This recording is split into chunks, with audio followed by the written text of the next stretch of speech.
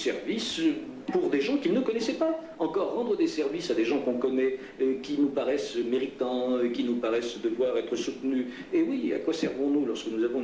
il faut aider les gens qui ont besoin d'aide. Mais lui, c'était des inconnus et qu'il devait aider uniquement parce qu'il était franc-maçon. Eh bien, il a pris ses clics et ses claques et il est parti. Quand vous allez-vous en Afrique et vous savez qu'il y a un ministre quelque part qui est franc-maçon, un ministre africain, oui. Est-ce que vous le traitez de manière particulière? Non, mais par exemple, je sais qu'avant même que nous nous rencontrions, oui. On se connaît. Bah, oui, parce que justement, on a pratiqué le même rituel à des milliers de kilomètres différents et que on dit liberté, égalité, fraternité, que l'on dit qu'on parle du niveau, etc., etc.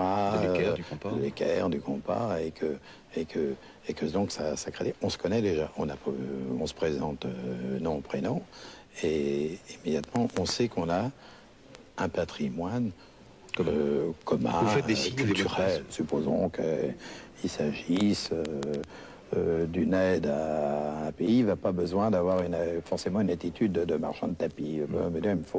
Il nous faut 1000 tonnes de riz. Il va me dire, de toute façon, on va te demander 1000 tonnes parce qu'on croit qu'on en aura 500 et que si on en avait 1000, d'ailleurs, on ne pourrait pas les développer parce qu'il n'y a pas de communication, etc., etc. Donc il va dire les choses. Il va me dire, écoute, tu sais, il nous faut vraiment 500 tonnes. Et ben, moi, je dirais que s'il dit qu'il faut vraiment 500 tonnes, je veux dire, il y a plus un langage de vérité immédiate. Je me souviens de la surprise des militaires français qui m'accompagnaient, de mes aides de camp, de délégations gouvernementales, quand je rencontrais des responsables africains appartenant à loge, quelle qu'elle soit. Et alors, bon, il y avait l'avion, je descendais, la passerelle, le tapis, tout, quoi, les honneurs militaires. Et le responsable africain, quand il était maçon, me prenait dans ses bras, m'embrassait. Alors, les militaires disaient, mais le ministre nous a raconté des blagues, ils se connaissent, ils se sont vus. Alors, je pense que c'est la première fois que je voyais. Mais eux, les Africains, ils mettent cette chaleur méditerranéenne. Alors, ils se demandaient un petit peu pourquoi. Je crois qu'après, ils ont compris quand même. Comment deux francs-maçons se reconnaissent? Alors, il y a on dit mots, signes et attouchements. Bon, traditionnellement, on trouve ça dans toutes les presses qui parlent des francs-maçons. Je crois qu'ils se reconnaissent peut-être plus par une façon de s'exprimer, par une mentalité, notamment dans la conversation, dans l'écoute des autres, etc. Tiens, il pleut. Oui. Ceci est un mot de reconnaissance maçonnique. Tout à fait. C'est ce que je voulais illustrer. C'est ce que je voulais illustrer. C'est-à-dire que ce mot anodin, que j'ai lu dans un livre. Bien sûr, mais tous les livres en parlent. Il suffit que deux maçons disent « il pleut » pour que l'interlocuteur... Enfin, non, pour qu'il comprenne qu'il faut parler... à mot couvert. À mot couvert, parce qu'il y a des non-maçons dans l'assistance. Tout à fait. Comme là, il y a quelques millions de non-maçons qui nous regardent, ouais. Il pleut. Oui, sûrement. Oui, maintenant, à chaque fois que quelqu'un va dire « il pleut », ça ne voudra pas dire pour autant qu'il est franc-maçon. Non, je veux dire parce qu'à ce moment-là, ça va déterminer. Donc ça aussi, c'est le pouvoir occulte des francs-maçons. Il provoque la... À chaque fois que quelqu'un va dire « il pleut », maintenant, on va croire qu'il est franc-maçon. C'est ça. On va commencer une poignée de main maçonnique. Oh, c'est enfantin. Voilà la poignée de main maçonnique. Ouais. Il y a un homme politique important qui a été un ministre de premier plan, qui, j'en dirai pas plus, je ne dirai pas qui c'est, je n'aime pas cet étalage, et qui me racontait que vraiment un jour il allait lui arriver un accident à la main, tellement dans des réceptions publiques et où il avait à serrer les mains, on lui tordait la main dans tous les sens, avec des gens qui se disaient, si je la lui tords comme ça, ou si je la lui tords comme ça, je finirai bien par trouver la manière dont on la lui tord de façon maçonnique, il me croira maçon, et ça va me faire progresser dans son ministère. Et il me dit, c'est insupportable, est-ce que vous ne pourriez pas faire des déclarations que les maçons ne se tordent plus la main parce que la mienne est en danger? Des magouilles, il y en a. Il y en aura toujours, même en milieu maçonnique. Mais ça, c'est le limon, c'est l'écume de la mer. La maçonnerie ne répond jamais aux attaques dont elle est l'objet. Vous avez un exemple actuellement, l'affaire de la loge, de la soi-disant loge P2 en Italie. Bon, la loge P2, tous les francs-maçons du monde savent que ce n'est pas une loge maçonnique. Une loge qui comprend 900 personnes, qui est présidée par un grand maître, les membres ne se connaissent pas entre eux, le grand maître les initie en tête-à-tête dans le secret de sa bibliothèque, ça n'est pas une loge maçonnique et ça, à aucun moment, on ne peut y pratiquer une méthode maçonnique. Bon, le Grand Orient d'Italie, lorsque le scandale a éclaté, a fait une note à l'intention de toutes les obédiences du monde pour leur expliquer ce qu'était exactement cette, n'est-ce pas, comment dirais-je, cette imposture. N'importe qui peut dire qu'il crée une loge maçonnique et ce n'est pas pour ça qu'elle en est une. Bon, jamais les obédiences dans les différents pays n'ont communiqué à la presse, la mise au point du Grand Orient d'Italie. On ne répond pas aux attaques. Le cas italien est un cas assez particulier. Il faut comprendre que l'Italie est un État de constitution récente, qui est une fédération de féodalité, et où tout le monde a toujours essayé de s'organiser pour faire pression par rapport à un pouvoir central qui était de constitution récente. Et disons que cette loge P2 n'est pas plus extraordinaire qu'un peu tout ce qui se passe au niveau de la vie politique italienne. Il y avait 9 généraux, 2 amiraux, 4 présidents de tribunaux, 36 membres du Parlement, plus des journalistes importants, des journalistes qui ont des rôles décisifs dans le Corriere della Sera, des journaux comme ça.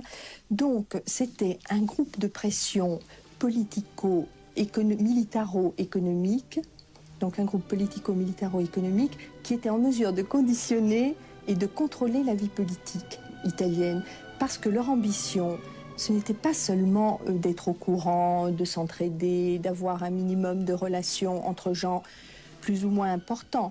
Leur ambition était véritablement de faire un complot et d'éviter, non pas un complot militaire, mais essayer d'éviter qu'il y ait un glissement à gauche de la politique italienne.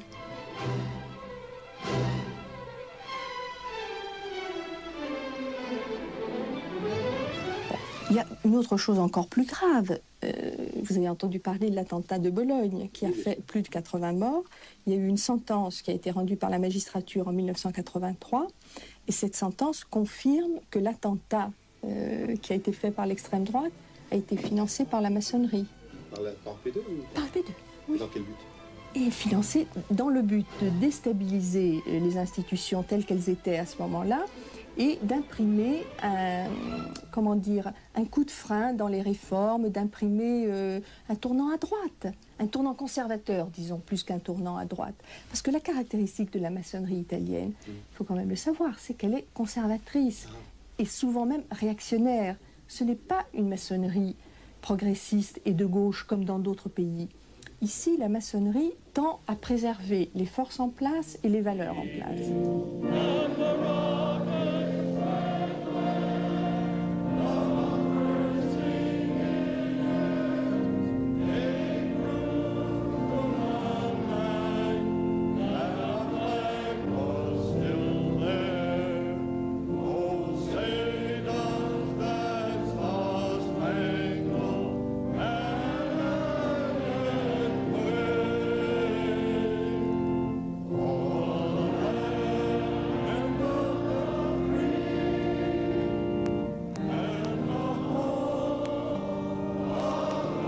La franc-maçonnerie, je le pense, est majoritairement dans le monde conservatrice. Elle aime l'ordre, elle recherche le consensus, elle déteste le désordre, elle se méfie des révolutions, des soubresauts, des tumultes. Traditionnellement, elle prête serment devant Dieu, devant le drapeau, et se soumet aux lois du gouvernement. Aux États-Unis vit la plus importante communauté maçonnique mondiale. 4 millions de maçons. Là-bas, être un maçon, c'est être respectable, c'est être honorable. Être un maçon, c'est être un bon citoyen américain. Fier d'appartenir à une vaste organisation puissante et charitable. Elle se montre, la franc-maçonnerie, là-bas, elle s'exhibe. C'est tout le contraire, au fond, de la France.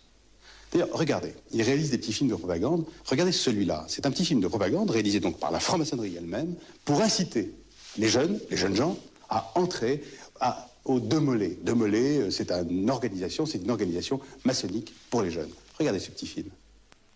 I promise to love and serve God, my country, and my fellow man. I promise to honor and protect every woman. Why is it that through the years, so many future leaders were, first, demolays? Leaders like Walt Disney, world-famous cartoonist and man of vision for a better tomorrow. John Steinbeck, Nobel Prize-winning author. Walter Cronkite, generally thought to be the most trusted man in America. Dan Rather, Walter Cronkite's successor as CBS News anchorman. Frank Borman, astronaut hero of the first flight to the moon. Robert Taylor, movie star. Mel Blanc, voice of hundreds of comedy and cartoon characters. Is being a demolay the way to lay the foundation for success? Or is it that those who are destined to become celebrated are naturally attracted to demolay? In Judea, no more. Perhaps it's a little of both.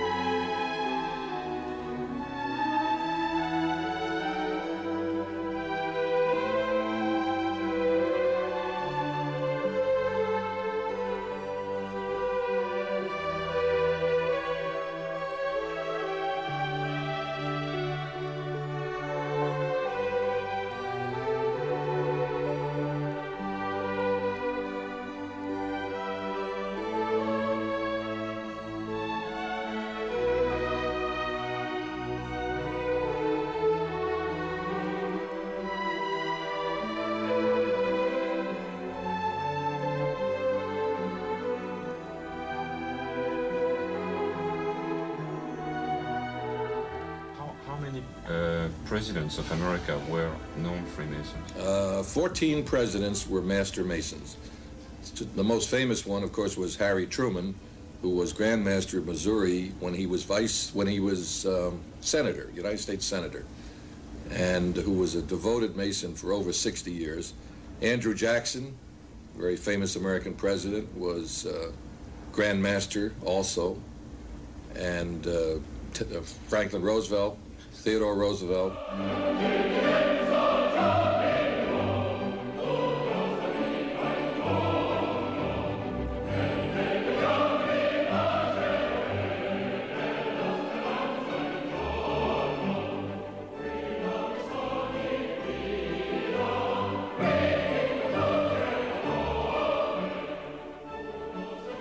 Gerald Ford was the most recent American president who was a Freemason. Matter of fact, he's a 33rd degree Mason. Ronald Reagan? No, Ronald Reagan is not a Mason. He was recently given some Masonic recognition in a ceremony in Washington, but he's not a Mason. George Washington, of course, the most famous of all.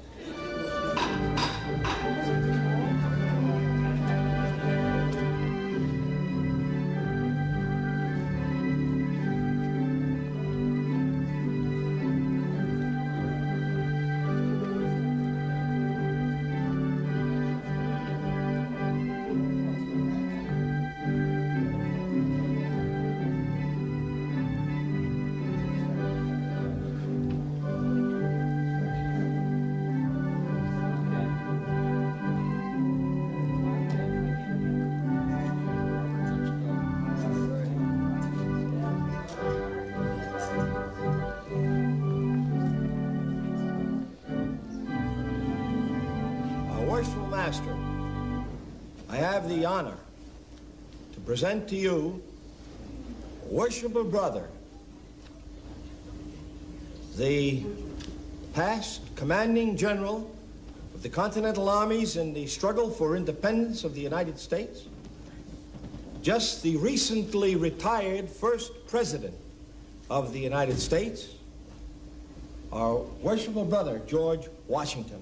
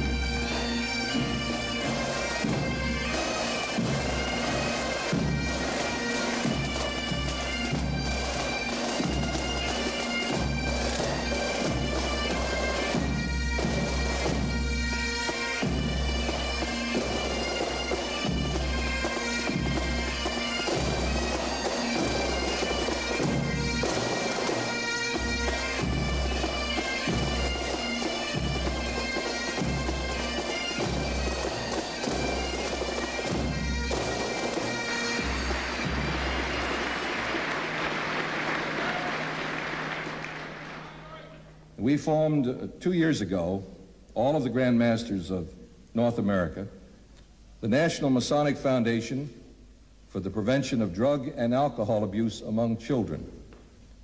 Programs have been launched in Pennsylvania and Maryland, and I hope this summer in New York State. And I hope that it will spread all over this country. But I mention it because we as Freemasons realize that we have an obligation of service. We love one another as we love you and ourselves. Almighty God, grant your favor upon us that we may proceed to express and to experience this love this evening, all the days of our lives, and forever in heaven. Amen.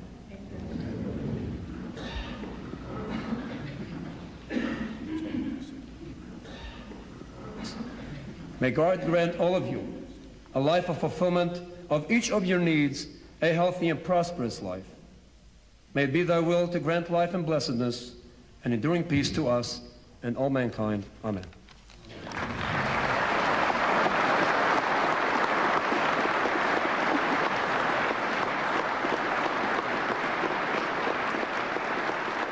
Je suis devenu maçon il y a 38 ans parce que je cherchais quelque chose où je pouvais donner mon effort pour laisser quelque chose derrière moi quand je ne suis plus sur Terre.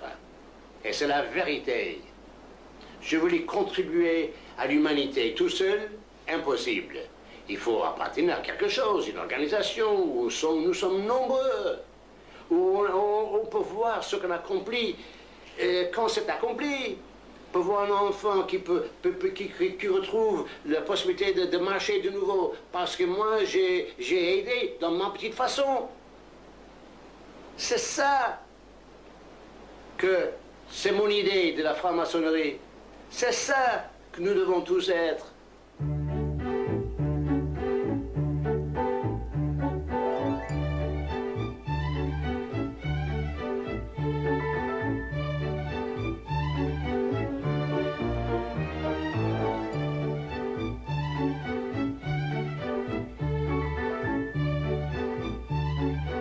Mason on board, there's a small sign that we put in the back of our car so the police department don't give us a summons. They're $1.50 a piece. Ces cravates là. Ties. Talk to us about the ties. How much do you sell them for? We sell this tie sells for any one of these ties is $5 a piece, and if you buy 3, it's $12. Yeah, this is a emblem for the car. We have them in almost every category, from a 3rd-degree Mason up to a 33-degree Mason. Scottish Rite, Shriners. This is for winter. This one here is a summer hat. Ah, c'est collecté. Hein, et alors là, je vois des coupes papier, des ceintures, des ceinturons. This apron is $210. This particular hat runs $90. Now, this happens to be a special hat, and we're making them all like this. See, this hat is a collapsible hat. See? In about 2 months, I'll become the first Lieutenant Commanding General of the State of New York. Wonderful. What is this? Now, this hat here, it cost $200. This hat here. This is for the Shriners, Mecca Temple. I'm a Shriner from way back, but this don't fit me right. Yeah? I look like a Turk.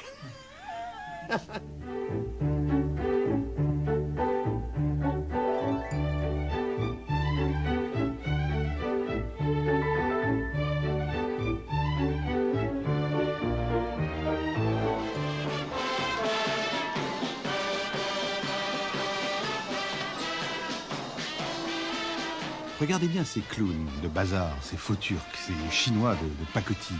Ce sont des Shriners, tous maçons du 33e degré. Tous maçons parmi les plus riches et les plus influents des États-Unis. Regardez-les bien. Ils sont présidents de banque, industriels, rentiers. Regardez-les bien. Ils amusent les enfants, mais c'est pour la bonne cause. C'est pour récolter beaucoup d'argent pour leurs 54 hôpitaux répartis dans tout le pays. The hospital is affiliated with 22 different shrine temples throughout the northeastern region, and there's a fez in here representing each of the temples. Over here, we have what's our donor recognition board.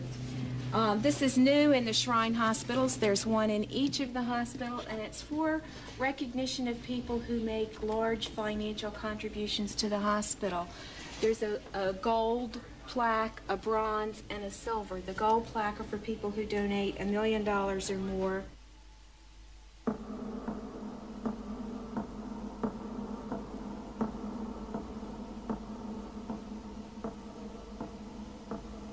It's not a rich organization, and I don't know of any great amounts of money any Grand Lodge has, but there is a tremendous amount contributed by individual Masons and by Masonic organizations to Masonic charities, and to charities and benevolence that are not Masonic. It's estimated to be more than $1 million per day. Cette maçonnerie américaine, apparemment fort peu spirituelle et encore moins ésotérique, croule évidemment sous l'argent. Là, dans cette gigantesque association de bienfaisance, on peut devenir 33e degré en un week-end, à condition d'être un bon citoyen, patriote, honnête et un peu fortuné. On est fier là-bas d'être maçon. La franc-maçonnerie est à l'image d'un pays où la charité et le patriotisme sont des valeurs largement répandues et ostensiblement manifestées. Un pays où les clivages politiques sont quasiment inexistants. Un pays si différent du nôtre. Alors, cette maçonnerie peut-elle inspirer la nôtre, être exemplaire pour la maçonnerie française? Si le Grand Orient de France disposait des moyens dont dispose la franc-maçonnerie américaine, très intégrée dans l'État et dans le système social, bon, peut-être pourrions-nous faire des choses que nous ne pouvons pas faire parce que nous n'avons pas les moyens. Il reste que l'influence du Grand Orient de France sur l'évolution de la vie des hommes en société, et notamment pour ce qui est de la vie socio-économique, est sans doute plus importante que ne l'est celle de la franc-maçonnerie américaine, que je ne veux pas mettre en cause. Les maçonneries ont le droit de s'exprimer ou de travailler comme elles le souhaitent, avec les moyens qui sont les leurs. Alors, c'est bien de créer des hôpitaux, surtout dans un pays où l'État est totalement désengagé à cet égard. Il faut dire ça, hein. Bon, les conditions sont tout à fait différentes. C'est bien de créer des hôpitaux, c'est bien d'être charitable, c'est peut-être mieux de faire bouger la société et de faire que les richesses de la société soient autrement distribuées.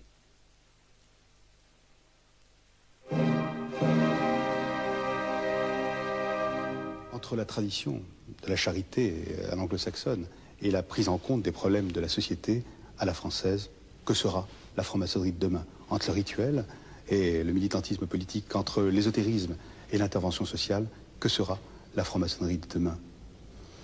Est-elle, sera-t-elle marginalisée, coupée des jeunes, de ce qui bouge et vit dans la société? On ne sait pas. Sera-t-elle, est-elle déjà une bonne adresse du passé, rayon 18e, 19e siècle? À mon avis, c'est le problème capital. Le problème est de savoir comment la franc-maçonnerie va aborder le XXIe siècle. Ou bien elle restera une force vive à côté des autres forces vives de la société, ici et ailleurs, ou bien, à mon sens, elle sera fossilisée et disparaîtra à court terme. Qu'il existe des maçons dans le monde entier qui ont des compétences de tout premier plan dans de très nombreux domaines.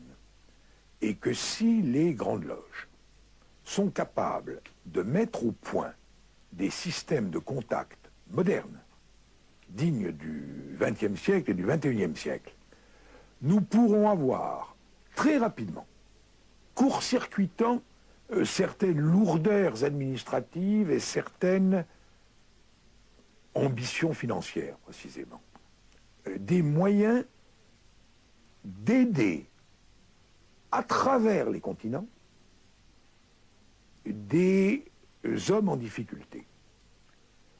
Et là, je suis d'accord sur l'entraide. Et là, je suis d'accord pour qu'on retrouve l'esprit qui, au XVIIIe siècle et au XIXe siècle, a donné à la maçonnerie sa réputation qu'elle ne mérite plus au XXe.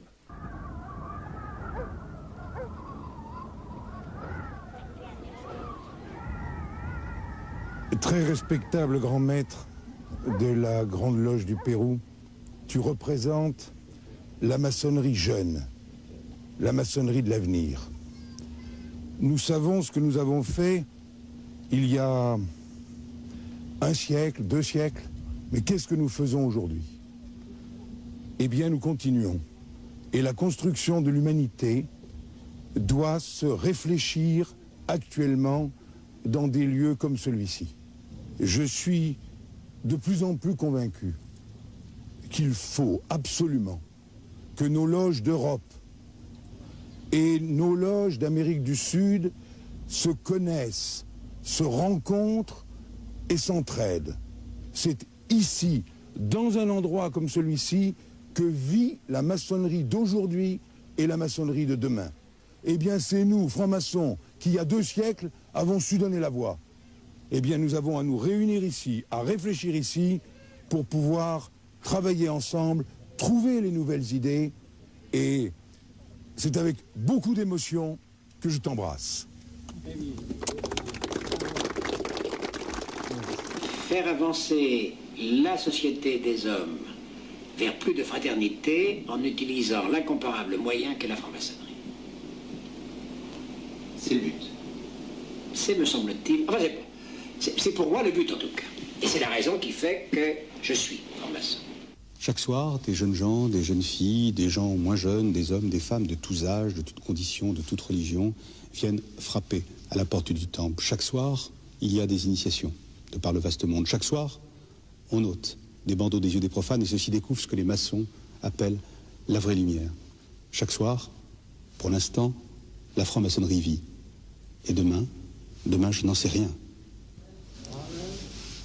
À Harlem, dans un coin de la grande ville noire, nous avons pu filmer une cérémonie. Les maçons y semblaient très heureux. Un bonheur grave, un vrai bonheur. Et c'est cette dernière impression de bonheur qui sera la dernière image de ce voyage au pays des francs-maçons.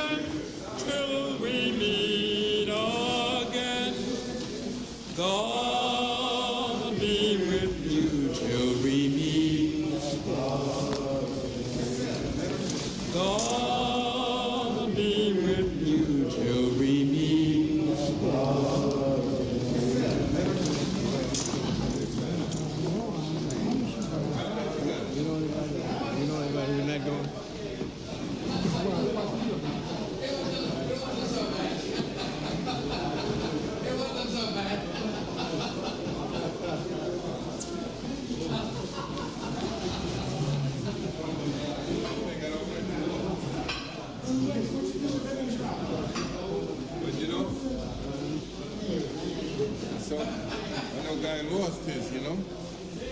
Yeah, somebody stole it.